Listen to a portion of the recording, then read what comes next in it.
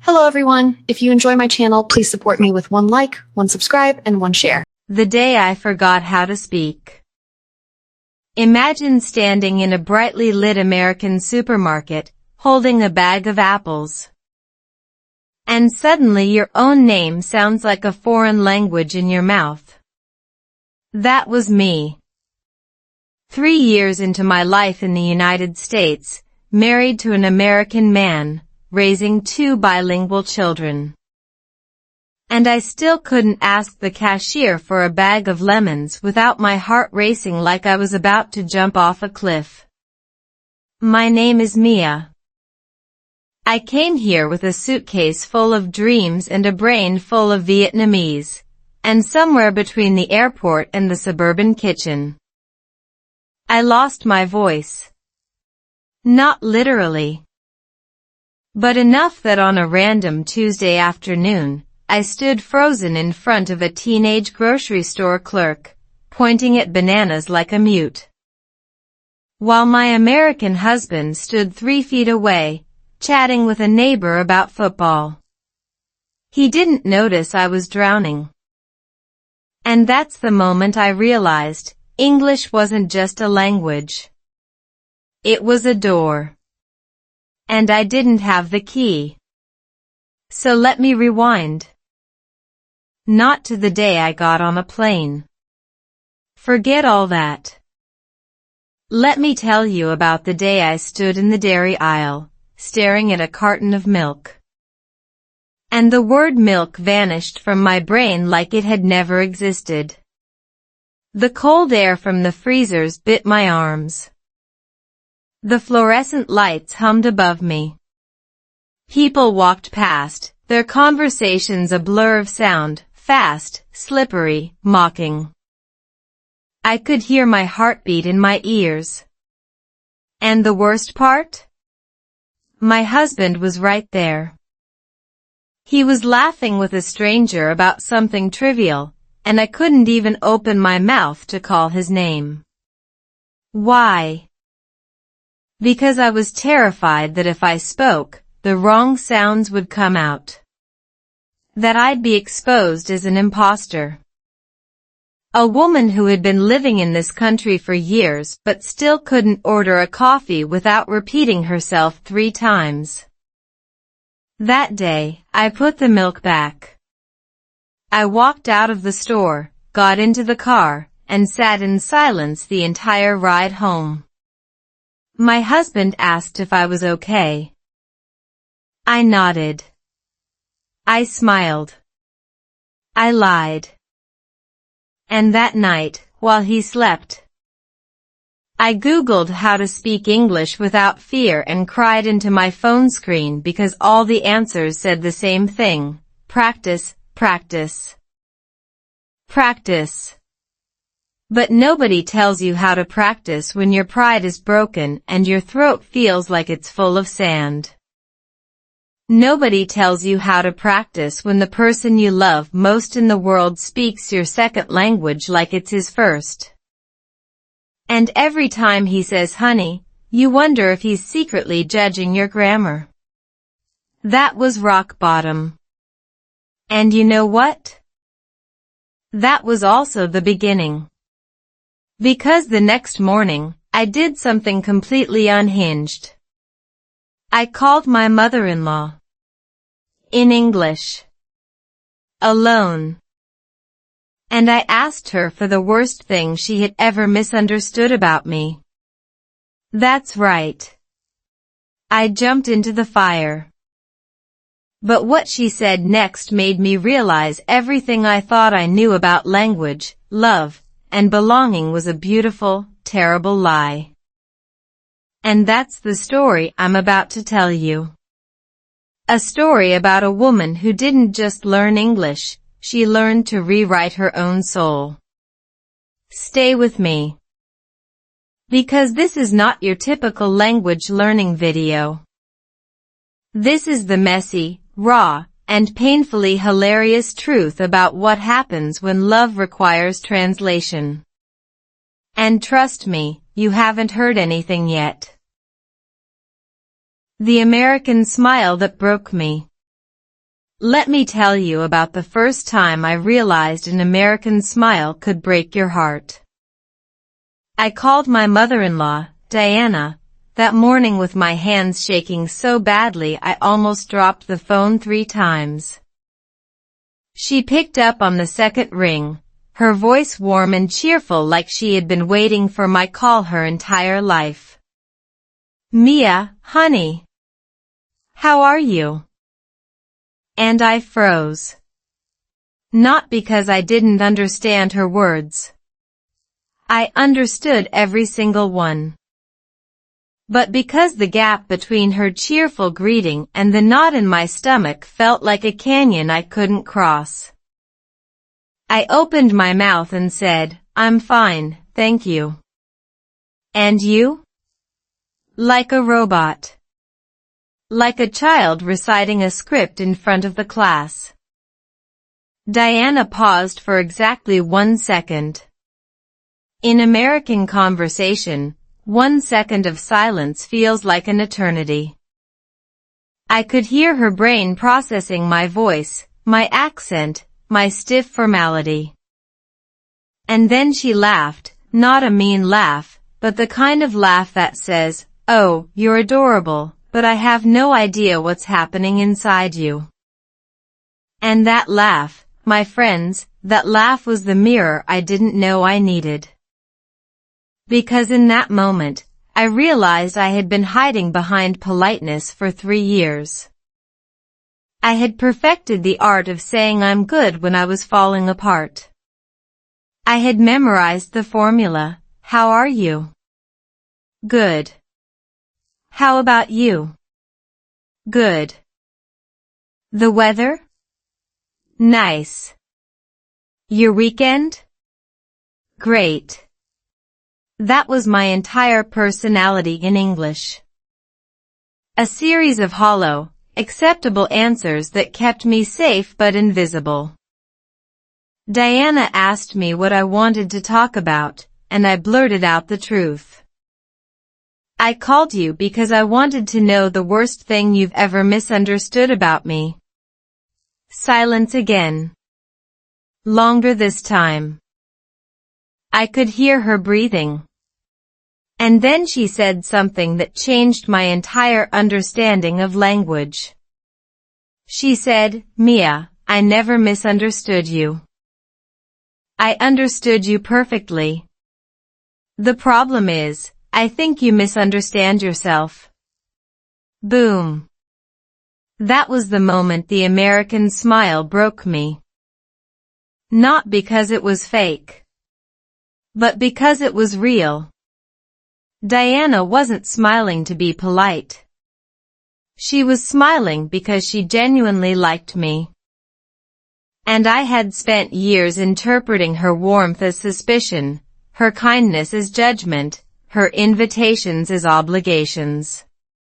Why? Because my brain was stuck in translation mode. I wasn't listening to her. I was listening to my own fear telling me, "She doesn't really want to talk to you. She's just being nice. You're a burden." And that fear had a name, the imposter syndrome of a non-native speaker. You know the feeling.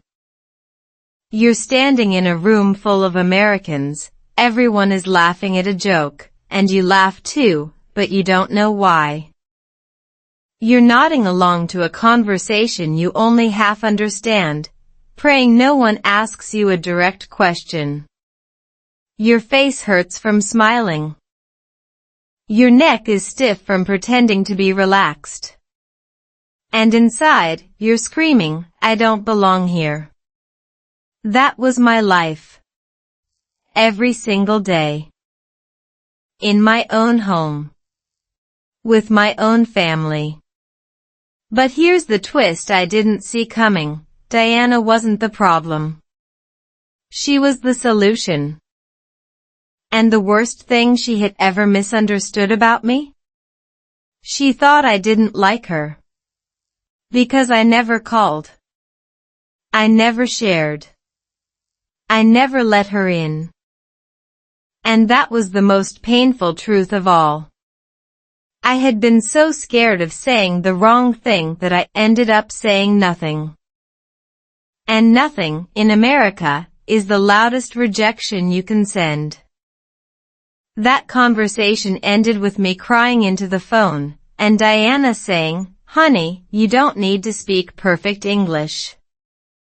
You just need to speak your heart." And I thought, but what if my heart speaks Vietnamese? So I did something crazy. I started writing. Not emails. Not text messages. Real, messy, handwritten letters to Diana. In English. And that's where the real story begins. Because those letters taught me something no textbook ever could, that language is not about grammar. It's about guts. And I was about to find out exactly how much guts I had. But first, I had to survive my husband's family dinner. And trust me, that dinner was a disaster you won't believe. My husband's accent is my second language. We had been married for 18 months when my husband said, "I need some space," and I thought he was asking for a physical room in the house. I spent the entire weekend cleaning out the guest bedroom. I bought new sheets. I fluffed the pillows. I even put fresh flowers on the nightstand. And when he came home from work on Monday, I proudly showed him his new space. And he stared at me like I had just offered him a live chicken for dinner. "Baby," he said slowly, his American accent stretching the word like caramel, "that's not what I meant." And that, my friends, was the moment I realized my husband's accent was my second language. Not his English. His American English. The hidden vocabulary of a culture where fine means absolutely not fine, where let's grab lunch sometime means I will never see you again. And where I need some space means I am overwhelmed by our relationship and I need emotional breathing room. Not a guest bedroom with lavender-scented candles. I had misread the entire conversation. I had studied English for years. I had passed exams. I had memorized phrasal verbs and idioms until my brain felt like a cluttered closet. But nobody taught me how to decode the American subtext. The thing they say but don't say. The space between the words. My husband, bless his heart, had been dropping subtle hints for weeks. "You seem stressed. Maybe we should slow down. I feel like we're not really connecting lately." And every single time, I nodded and said, "Yes, okay," without actually hearing the distress behind his carefully chosen words. Because in my culture, you don't say things directly. You hint. You imply. You let the other person read your mind. But my husband wasn't reading my mind because my mind was speaking Vietnamese, and his was speaking English, and somewhere in between. We were both shouting into the void and wondering why nobody could hear us. That night, after the guest bedroom disaster, we sat on our couch in complete silence. The television was off. The kids were asleep. And I could feel the weight of every misunderstood word, every awkward conversation, every moment I had smiled and nodded when I should have screamed. "I don't understand you." Finally, I broke the silence. "Teach me," I whispered. "Teach me how to hear you." And he turned to me with the most exhausted, loving, frustrated look I had ever seen. "Mia," he said, "I don't need you to speak perfect English. I need you to stop pretending you understand when you don't.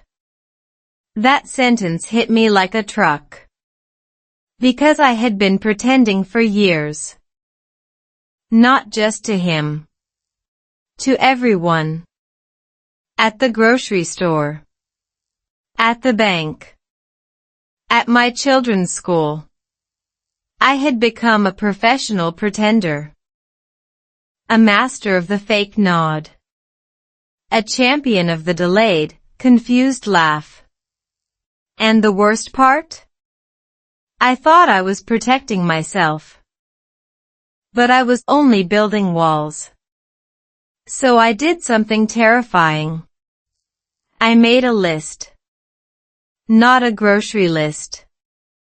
A list of every single American expression I had pretended to understand but actually had no clue about. Phrases like "I could care less," which apparently means you don't care at all, even though the words suggest the opposite. Don't even get me started. Let's touch base. We'll circle back. That's interesting, which sometimes means that's terrible. I wrote them down. I looked them up. I asked my husband to explain each one. And he laughed. Not at me. With me. Because he had his own list. A list of things he misunderstood about my culture. About my silences. My indirectness. My habit of saying maybe when I meant absolutely no. That night, we swapped lists. We sat on the floor of our living room like two children sharing secrets, and we translated each other's hearts. It was messy. It was awkward. It was the most intimate conversation we had ever had. But that conversation taught me something I still carry with me. Language is not a math problem. It's not about getting the answer right. It's about staying in the room long enough to try. And right when I thought I had finally cracked the code, my mother-in-law called with an invitation that would test every single thing I had just learned. A family dinner. At her house. With all of my husband's relatives. And I had to bring a dish. A Vietnamese dish. And explain it. In English. To 20 people who had never tasted fish sauce in their lives. The playground, where moms judge you silently. I thought I had survived the worst of American social interactions until I stepped onto the playground of my daughter's elementary school for the first time. There were 12 mothers standing in a loose circle, their oversized sunglasses hiding their eyes, their Stanley cups sweating in the California sun. And they were all talking at once, fast, fluid, effortless. And then they saw me walking toward them, and the entire conversation stopped. Not dramatically.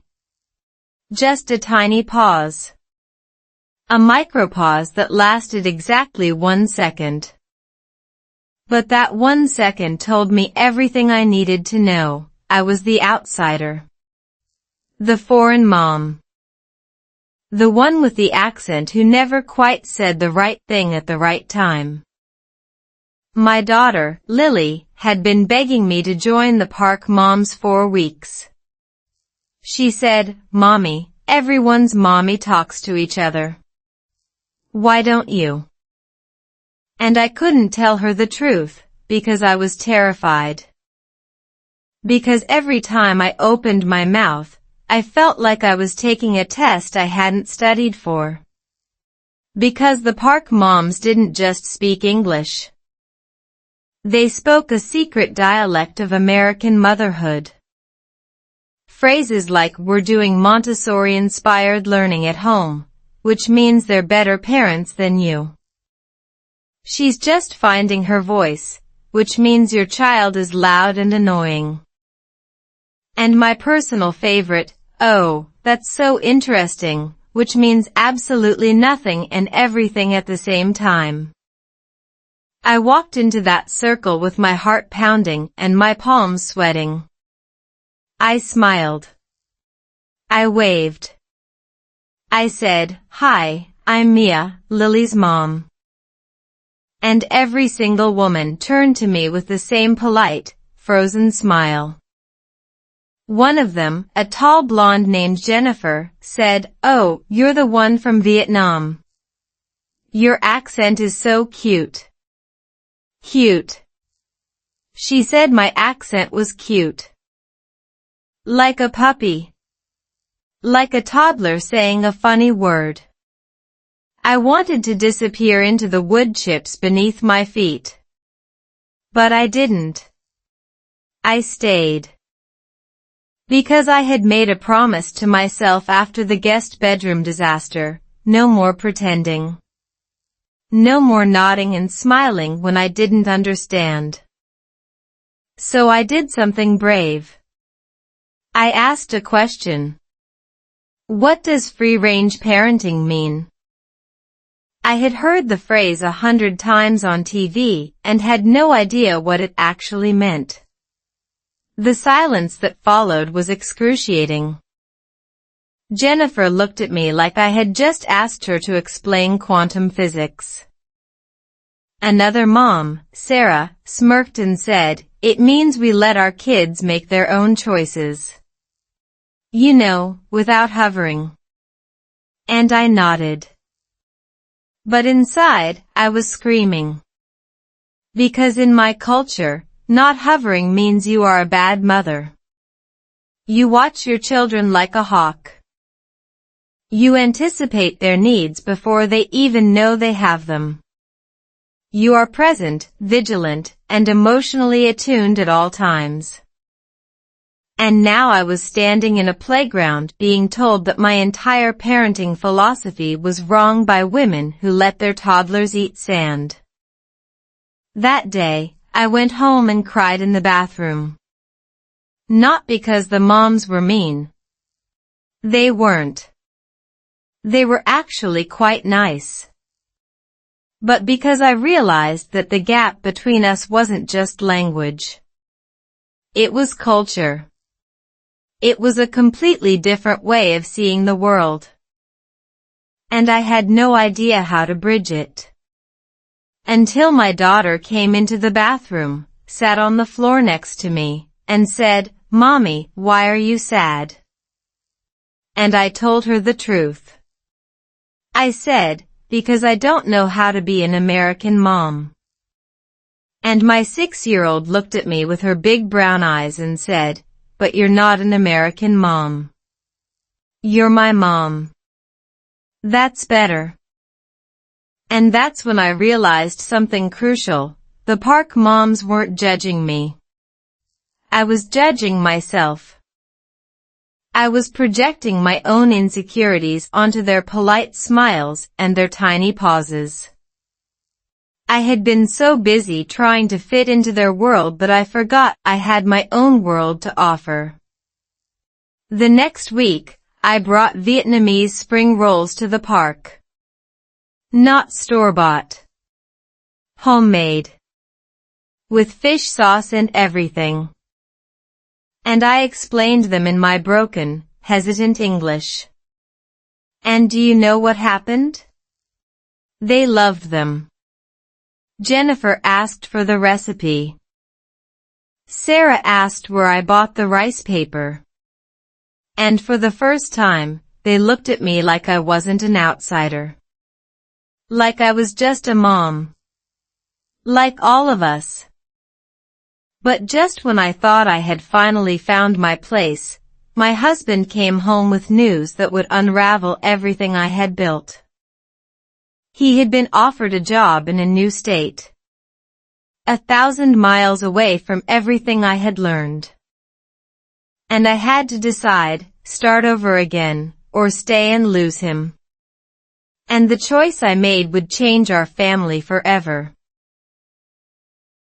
The invisible wall in my own home. The moving truck arrived on a Tuesday morning, and I stood on the front lawn of our new house in a state I had never visited. Surrounded by cardboard boxes, and I felt like I had just been dropped onto a different planet.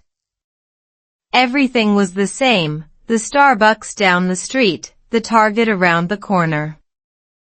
The identical suburban houses with their identical green lawns, but everything felt different because I had left behind the only community I had built. In 3 years. The park moms. The grocery store cashier who finally learned my name. The coffee shop barista who stopped asking me to repeat my order. I had spent years building a fragile web of familiarity, and in one conversation with my husband, it all vanished. And the worst part? He didn't even notice. He was excited. Thrilled. He kept saying, "This is such a great opportunity, babe. New city, new adventures, new friends." And I wanted to scream, "I don't want new friends. I want the friends I already couldn't talk to." But I smiled. I nodded. I said, "You're right, this will be wonderful." Because that's what I had learned to do. Smile and nod. Smile and nod. The universal language of the immigrant wife who doesn't want to be a burden. Our new house was beautiful. Bigger than the old one. More windows. More natural light. A backyard that looked like it belonged in a magazine. And I hated it. I hated every perfectly painted wall, every brand new appliance, every empty room that was supposed to become our home. Because for the first time in our marriage, I felt like I was living in my husband's world, not our world. The kids adjusted immediately. Kids are like that. They just do. They made friends at the new school within a week. They came home speaking with slightly different accents, picking up local slang I had never heard. And suddenly, I was the only one in my own house who couldn't keep up. My husband and the kids would be sitting at the dinner table, laughing about something that happened at work or school, and I would be sitting there, chewing my food, watching their mouths move, and catching maybe 60% of what they said. The rest was a blur of speed and cultural references I didn't understand. Did you see the game last night? Oh my God, the TikTok about the teacher was so funny. Can you believe what happened at the board meeting? And I would smile and nod. Smile and nod. The invisible wall was back. And this time, it was inside my own home. I started having dreams where I was underwater, trying to swim to the surface, but the surface kept moving farther away. I woke up gasping for air. I woke up crying. And my husband would hold me and say, "What's wrong, baby?" And I couldn't even tell him because I didn't have the words. Not in English. Not in any language. There was no word for the particular loneliness of being surrounded by people you love and feeling completely alone. But then something happened that changed everything. My daughter, Lily, came into my room one evening with her tablet. She had typed a message into Google Translate. She pressed the speaker button, and the robotic voice said, "Mommy, I miss you even when you're sitting right next to me." And I burst into tears. Not sad tears. Relief tears. because she had found the word I couldn't find. She had translated my silence into a language everyone could understand. That night, I made a decision. I was going to stop smiling and nodding. I was going to start saying, I don't understand. Say it again. Slower. Please. I was going to be a difficult, annoying, repetitive version of myself. And I was going to do it in front of my children so they could see their mother fight for her voice. But the real test came the next weekend, when my new neighbor, a woman named Karen, knocked on my door with a casserole and an invitation to a block party. And the only thing more terrifying than American playground moms was American neighborhood block parties, where everyone knows everyone and you are the mysterious foreign woman with the accent. I opened the door, took the casserole, and said the most terrifying sentence of my entire life. I'll come. But you have to promise to speak slowly. And Karen smiled. Not a fake smile. A real one. And she said, honey, I have a sister who married a man from Argentina. We're professionals at slow talking. Welcome to the neighborhood. And for the first time in months, I felt something I thought I had lost forever. Hope. But that block party was about to teach me a lesson I never expected. A lesson about American friendship that would completely change the way I saw myself. And it started with a plate of brownies and a very, very confusing conversation about something called small talk. The block party that changed everything. I walked into that block party carrying my homemade Vietnamese spring rolls like they were a shield, and within 3 minutes, I had already committed every possible social sin known to American suburban culture. I stood too close to people. I talked too quietly. I laughed at the wrong moments. And when someone asked me what I did for a living, I said, I'm just a mom, and watched their face fall like I had just admitted to a crime. But here's the thing about American block parties that nobody tells you. They are a master class in code switching. 1 minute you're talking to a lawyer about property taxes. The next minute you're discussing your children's extracurricular schedules like it's a competitive sport, and somehow you're supposed to maintain the same smile through all of it. I was drowning. My brain was working overtime, translating every word, every idiom, every cultural reference. And I could feel the familiar panic rising in my chest, the one that told me to smile, nod, and retreat to the safety of my own kitchen. But then Karen, my neighbor, found me hiding near the cooler, clutching my lemonade like a lifeline. She didn't ask me why I was alone. She didn't make me feel awkward. She just handed me a plate of brownies and said, okay, tell me the truth. What do you actually think about this whole thing? And that simple question, asked with such genuine curiosity, cracked something open inside me. I told her everything. How I was terrified of saying the wrong thing. How I spent most of my energy just trying to understand the conversations around me. How I felt like a fraud in my own life. And Karen listened.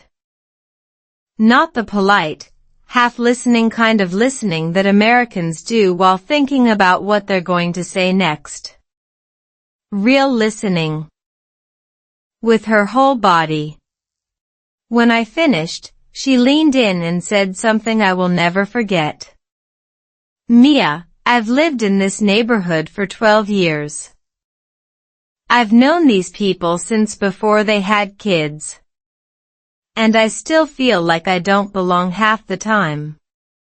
That's not a language problem. That's a human problem.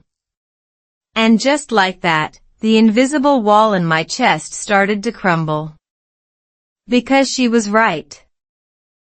I had been blaming my accent, my vocabulary, my grammar mistakes for a loneliness that wasn't actually about language at all. It was about fear. The fear of being seen. The fear of being judged. The fear of being rejected. And that fear was universal. It didn't matter if you spoke perfect English or no English at all. We were all walking around with the same insecurity, hiding behind the same small talk. Pretending we had it all together when inside we were all falling apart. That night, I didn't just survive the block party. I thrived. I told stories about Vietnam. I taught people how to roll spring rolls. I made people laugh with my mispronunciations instead of crying about them. And when I went home, my husband looked at me with a kind of wonder I hadn't seen in years. "You looked so happy," he said. "You looked like yourself." And that's when I realized I hadn't been losing myself in America. I had been hiding myself. All those years of pretending, all those nights of crying in the bathroom. All those moments of smiling and nodding, they weren't the story of my failure. They were the story of my survival. But the real test was still coming. Because the next week, my mother-in-law announced she was visiting for 2 whole weeks. And if you think American block parties are complicated, try hosting your American mother-in-law in a house where you still can't remember which fork to use for salad. I had survived the park moms, the moving truck, the block party. But Diana was a whole different challenge. And she was about to teach me the most important lesson about language, love, and letting go. But that lesson would require me to do something I had never done before. I had to tell her the truth. All of it. And I had to do it in English. My mother-in-law spoke slower than anyone. The moment Diana walked through my front door with her oversized suitcase and her signature American enthusiasm, I knew I was in trouble. She hugged me for 4 full seconds, I counted, and then pulled back to look at me with those penetrating blue eyes that seemed to see straight through every single one of my carefully constructed defenses. "Mia, honey, you look exhausted. Are you eating? Are you sleeping? Why does this house feel so empty?" And just like that, she had dismantled my entire facade in under 30 seconds. My mother-in-law had a superpower. She could make you feel completely seen and completely vulnerable at the same time. And the worst part? She genuinely cared. She wasn't trying to criticize me. She wasn't judging my cooking or my housekeeping or my parenting. She was just Diana. And Diana had no filter. She asked questions that would make a Vietnamese mother-in-law blush. "How's your sex life?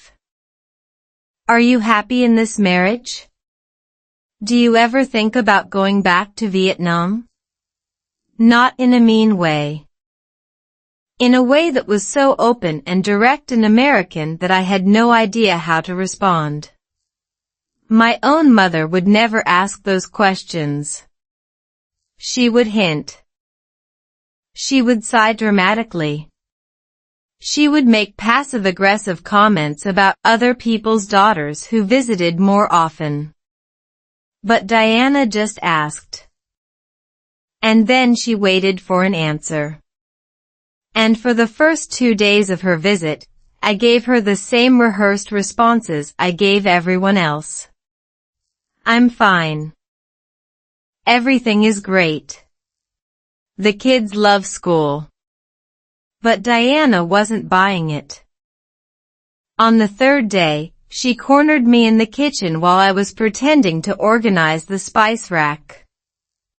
She sat down at the table, folded her hands, and said, "Mia, I know you don't trust me.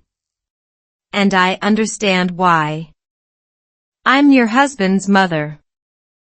I'm from a different culture. I speak too fast and I hug too much. But I also know that you're struggling.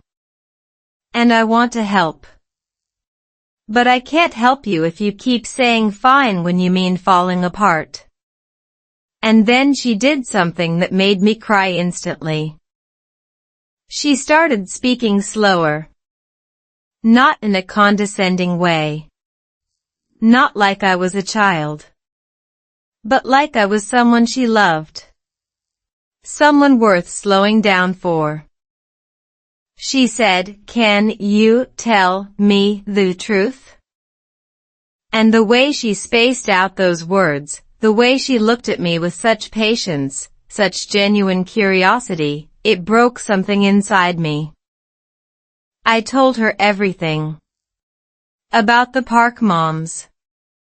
About the block party. About the invisible wall in my own home. About the nights I cried in the bathroom because I felt like I was failing everyone, including myself. I told her in broken English. In messy English. In the kind of English that would make a grammar teacher cringe. And Diana didn't correct me once. She just listened.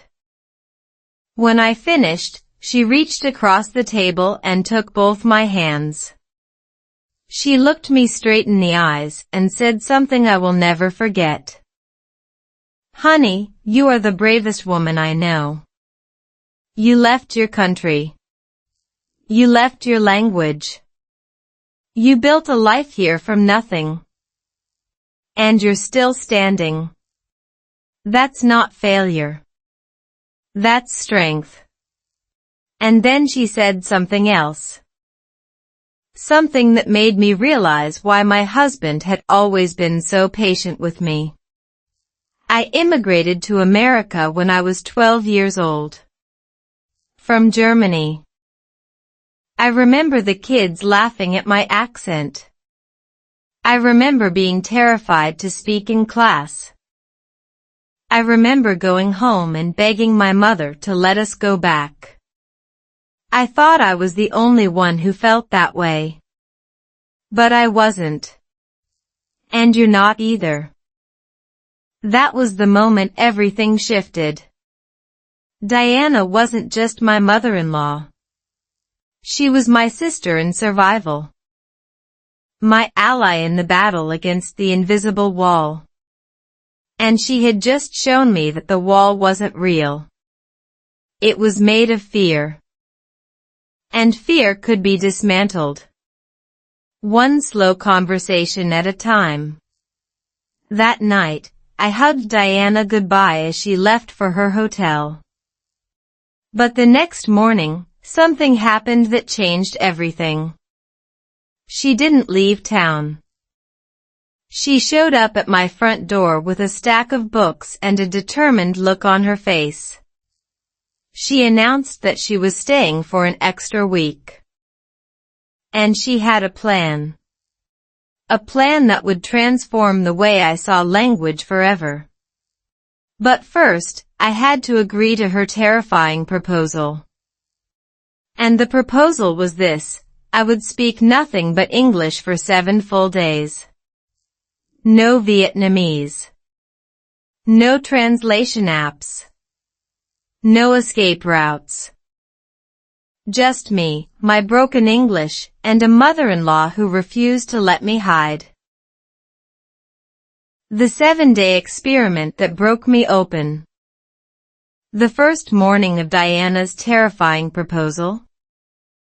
I woke up with my stomach in knots and my brain already screaming in Vietnamese before my eyes were even open. 7 days. No Vietnamese. No escape. Just me, my imperfect English, and a mother-in-law who had apparently decided that tough love was the only language I would understand. I walked into the kitchen to find Diana already there, sipping her coffee, wearing that determined expression that made me want to crawl back into bed and never come out. She looked at me and said, "Good morning, Mia. How did you sleep?" And I opened my mouth to say, I slept terribly because I'm terrified of this whole experiment, but what came out was, I sleep good.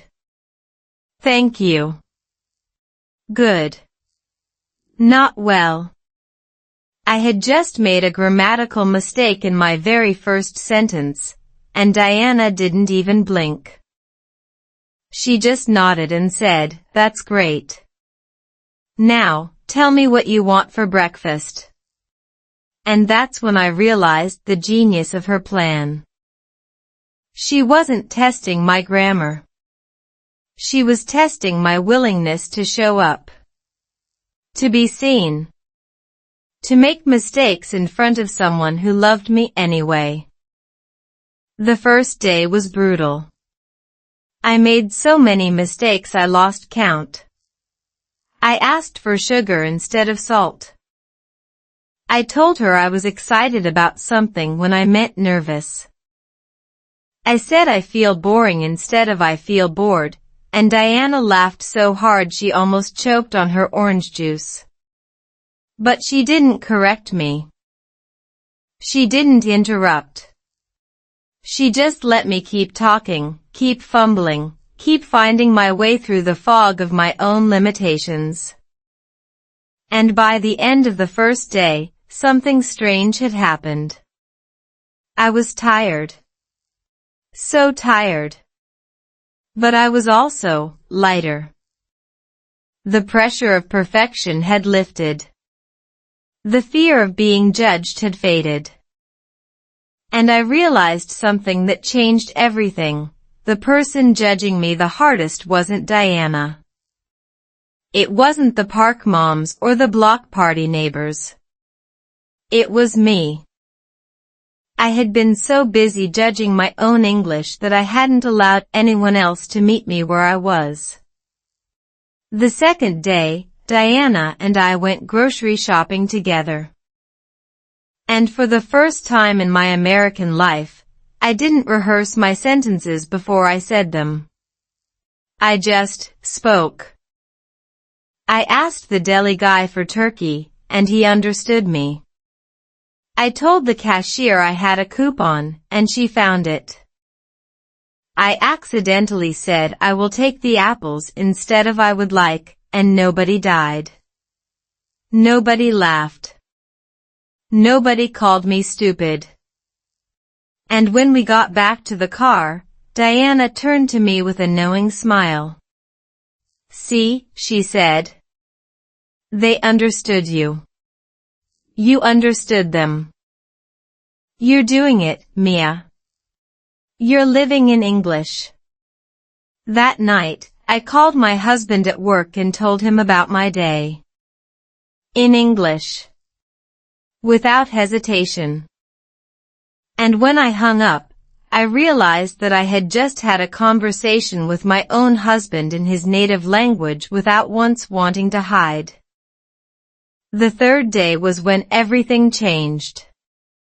Diana asked me to tell her a story about Vietnam. About my childhood. About my mother. And I was so nervous that my hands were shaking. But I started to talk. I told her about the smell of rain in the rice fields. I told her about my grandmother's cooking. I told her about the first time I tasted American food and thought it was the strangest thing I had ever encountered.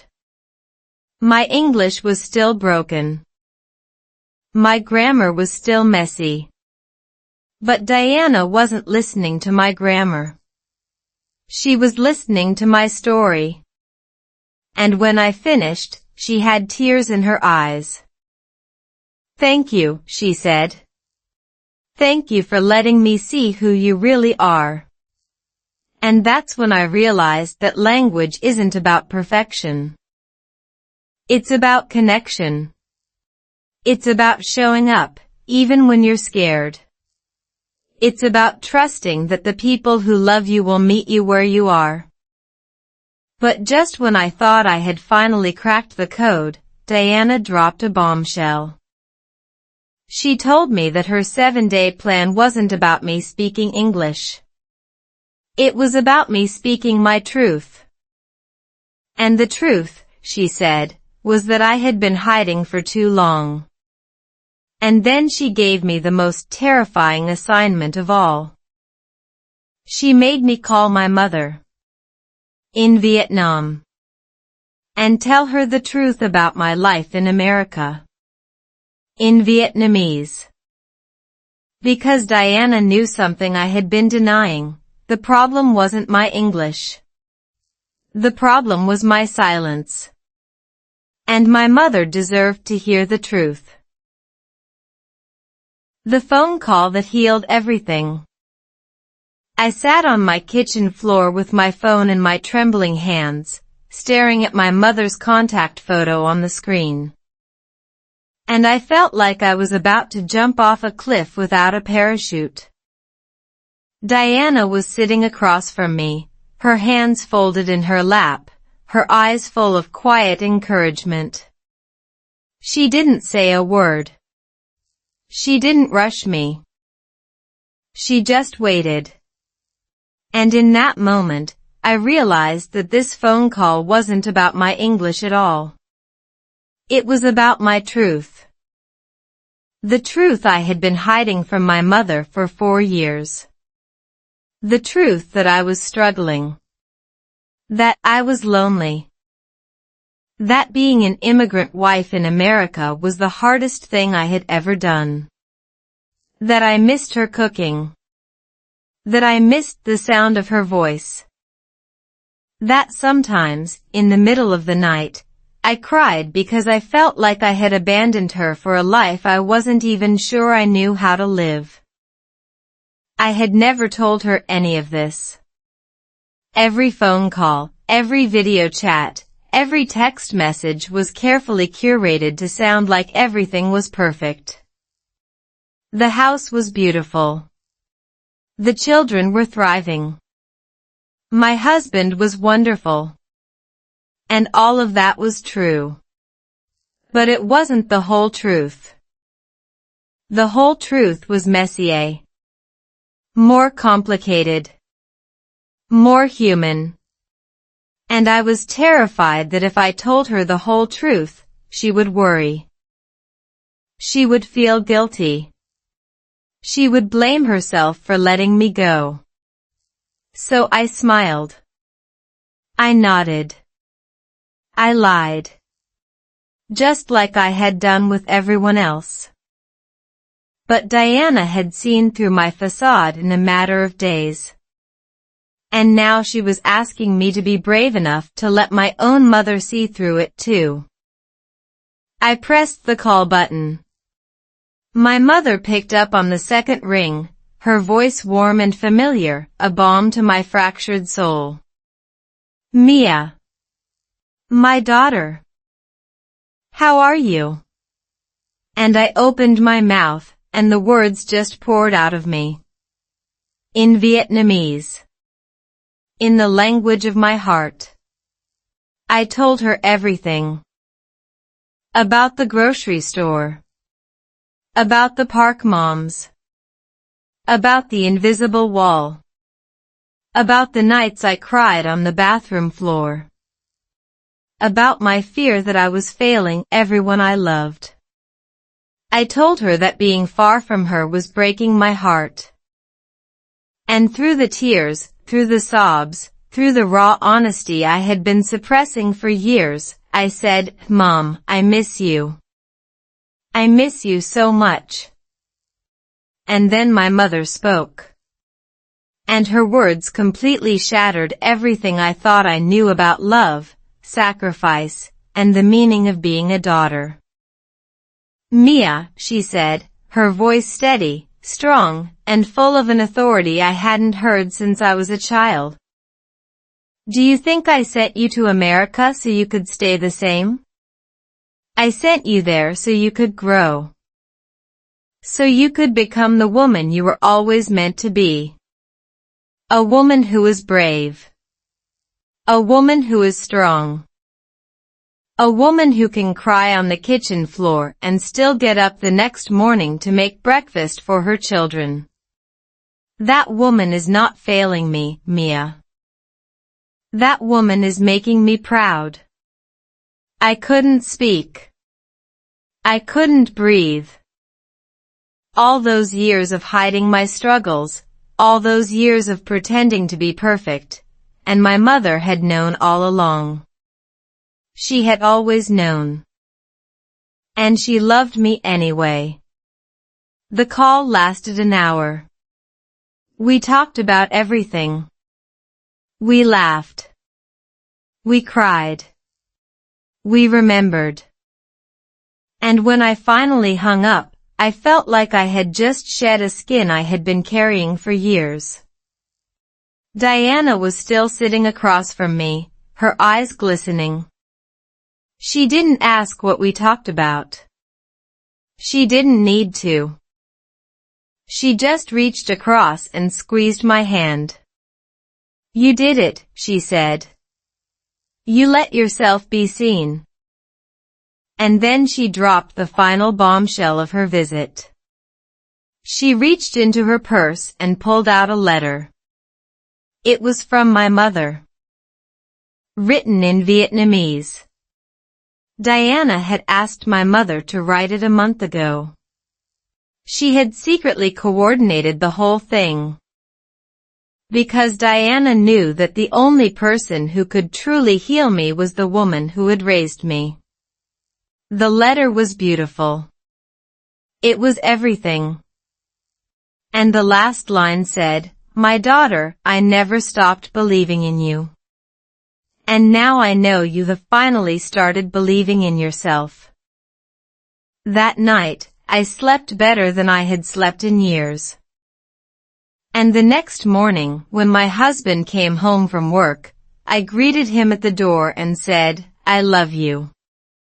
And I'm ready to stop hiding." But I had no idea that the hardest part of my journey was still ahead of me. Because the next week, my daughter came home from school with a project that would change everything. She had to write a speech about someone she admired. And she had chosen me. My daughter's speech and the final truth. What would your daughter say about you if she had to write a speech about someone she admired? I spent the entire week before Lily's school presentation convinced that she would write about her father. He was the American one. The one who spoke perfect English. The one who coached her soccer team and helped with her math homework. I was just the mom with the accent. The mom who sometimes forgot the word for refrigerator and called it the cold box. The mom who said, "I'm going to the pool" when she meant "I'm going to the school." The mom who never quite fit in. But on the morning of the presentation, Lily came into my room with her notebook, her eyes shining with excitement, and said, "Mommy, I want to practice my speech with you. But you have to promise not to cry." And I laughed and said, "I promise." Which was the biggest lie I have ever told. Lily stood in front of me, took a deep breath, and began to read. My mom is the bravest person I know. She came to America without knowing how to speak English very well. And she was scared. Really scared. She told me that sometimes she wanted to hide in the bathroom and never come out because she was so scared of making mistakes. But she never stayed in the bathroom. She always came out. She always kept trying. She always showed up for me even when she was tired and confused and felt like she didn't belong. By this point, I was already crying. Lily kept going. My mom has an accent. And I used to think that was a bad thing. But now I know it's the best thing about her. Because her accent reminds me that she left her whole world behind so I could have a better one. Her accent is the sound of someone who loved me enough to be brave. And when I grow up, I want to be as brave as my mom. I want to go places I'm scared to go. I want to speak languages I'm scared to speak. I want to show up for people even when I'm afraid. Because that's what my mom taught me. And then she looked at me with those big brown eyes, the ones that had been watching me struggle and fail and try again for years, and she said, "I love you, Mommy. And I'm proud of you." I broke. I completely fell apart.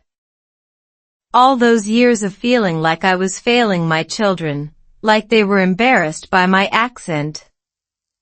Like I was the weak link in our family, and my daughter saw me as a hero. Not because I was perfect. Because I kept trying. That speech changed everything. It changed the way I see myself. It changed the way I show up in the world. It reminded me that language isn't about grammar or vocabulary or pronunciation. It's about connection. It's about showing up for the people you love. It's about being brave enough to be imperfect. And it taught me the most important lesson of all, when you stop running from who you are. When you stop hiding your accent and your mistakes and your messy, broken, beautiful truth, you give everyone around you permission to do the same. That day, after Lily's presentation, I walked home with my daughter's hand in mine. And for the first time in years, I didn't feel like a foreigner. I didn't feel like an imposter. I felt like a mother. A wife. A woman who had crossed oceans not to become someone else, but to become more of who she already was. My journey with English isn't over. It will never be over. Every day I learn something new. Every day I make mistakes.